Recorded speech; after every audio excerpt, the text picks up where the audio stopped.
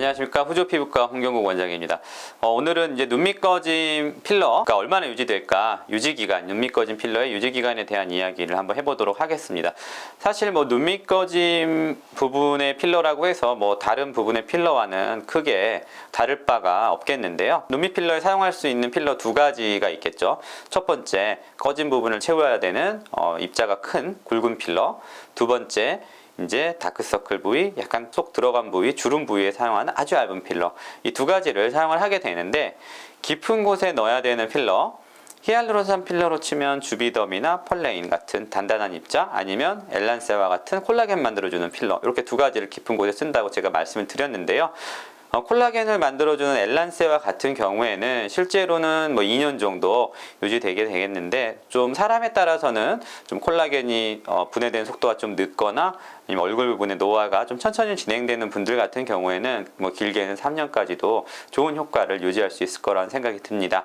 하지만 이제 눈 밑에 필러를 사용했을 경우, 제가 가끔 필러로 좀 치료를 하는 경우가 있는데요. 그런 경우에는 뭐 레스틸렌이나 펄레인 같은 경우에는 뭐 1년 정도에서 1년 반 정도 유지가 된다라고 생각이 들겠습니다.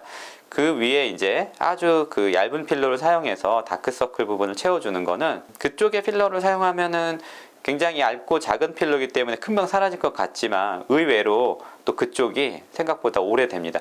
뭐 애교살 필러를 맞아보신 분들은 뭐 알겠지만 애교 필러도 상당히 오래 가거든요. 그래서 눈 밑에 아주 얇게 필러를 좀 넣어줬을 경우에 그 굉장히 얇은 입자고 또 실제로도 좀 빨리 없어진다고 되어 있음에도 불구하고 깊은 곳에 넣은 필러만큼 뭐 1년 이상 좋은 효과가 유지되는 것을 생각을 해봤을 때 굉장히 합리적인 치료가 아닐까라는 생각이 듭니다. 뭘 여러분들이 이제 뭐 1년 가고 뭐가 합리적이냐 이렇게 이야기를 하실 수 있겠는데, 사실 이쪽은 어떤가 우리가 한번 생각을 해보면 굉장히 빨리빨리 변하고 다이나믹하게 변화하고 움직이는 부분이에요. 물론 여기다가 영원히 가는 필러를 사용할 수도 있겠지만, 우리가 지금 이제 거기 영원히 가는 필러를 넣었을 때 앞으로 3년 뒤에 그게 어울릴 자리인가 한번 생각을 해보면 그렇지 않다는 것을 여러분이 바로 판단하실 수가 있겠습니다.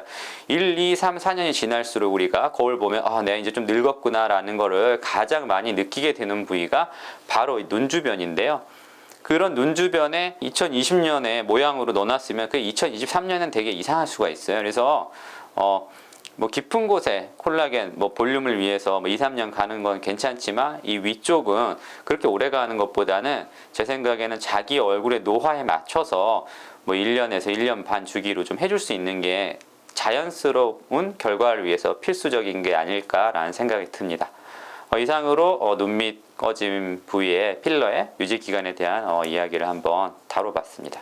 감사합니다.